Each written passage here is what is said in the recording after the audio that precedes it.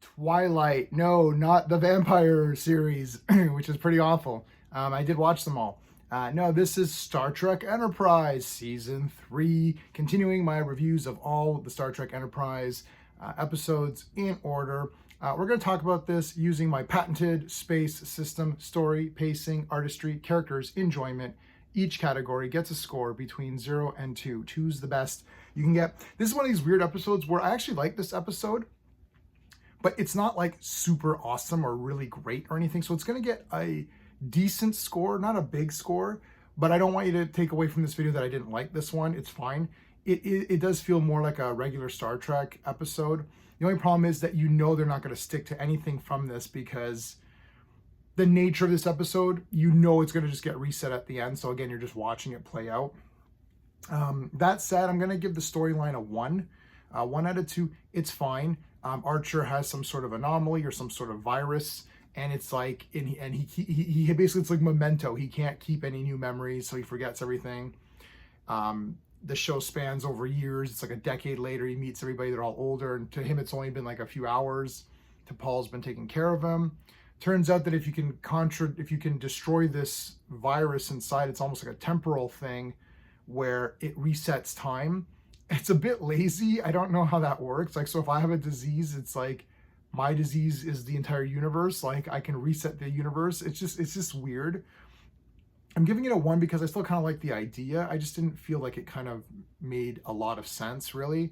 But it's okay. I'll give it a pass. It's like I'm kind of a sucker for these kinds of things. I do like seeing the future and all that, like the future of the future. So it was all right. Pacing is a 1, like it's fine. You're not bored or anything, but you're just watching events play out to their inevitable conclusion. Like it's not like they're gonna really stop the Xindi. It's like what the Xindi win and kill everybody, and that's the end, and it's gonna continue from there. Like that's obviously not true. That's like Battlestar Galactica. There's like only a few thousand people left or whatever it was. But yeah, artistry, it's tough. I'll give it a 1. Like everything looks fine. It's just age makeup really is the star of this one. It's not like there's some ship stuff, a little bit of ship battle and things like that, but it's not anything that's like crazy good. I'm watching this again on the best way you can watch it: Blu-ray, surround sound, big screen TV.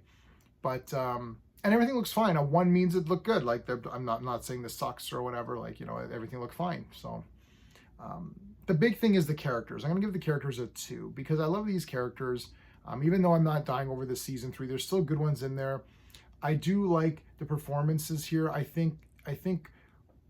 wasn't a big fan of Archer becoming this kind of meaner captain, like, oh, I'm going to throw you out the airlock, and I'm going to, and I was like, I feel like Archer got a little bit lost, and I think this brought him back a bit, where it's like, okay, now he's, more thoughtful, and he's thinking, like, what's going on, and they had to make him lose his memory to do that.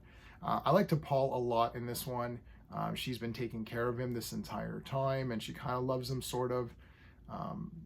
Which is weird with T'Pol. They keep messing with her emotions a lot. Like, does she love somebody? Does she not? Because she has other love interests later. And currently, even if you're watching the season 3 videos, it's like, her and Trip have a little thing going, right? So I don't know. I felt like the writers didn't know what to do with her. But I liked her in this episode anyways. I can't review this episode based on what's to come, right? I have to, I'm watching this in order, even though I've seen these.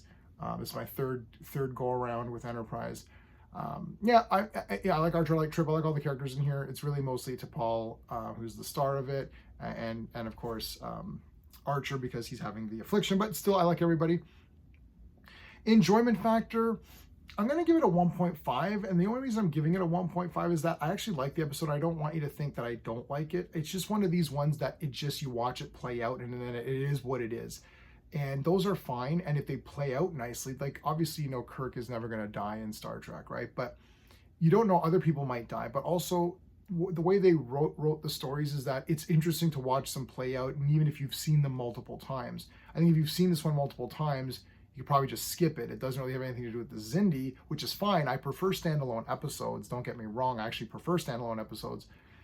But I'd rather you just conclude this Xindi thing, like conclude it and then move on from it.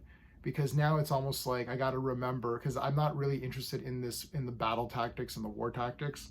I'm interested in characters and discovery and that kind of a thing. But this one kind of had a classic feel, so I'm still giving it 1.5 for enjoyment factor. 6.5 out of 10. Again, it's not going to blow your mind. You can skip this episode if you don't care. A lot of people like this indie war stuff and they think it's cooler this way. I don't think that, but I'm not against it. I don't hate it or anything like that. It's fine. So that's it, 6.5 out of 10. If you like my space system, please like the video, consider subscribing, and check out the playlist for Star Trek. That's it. Until next time.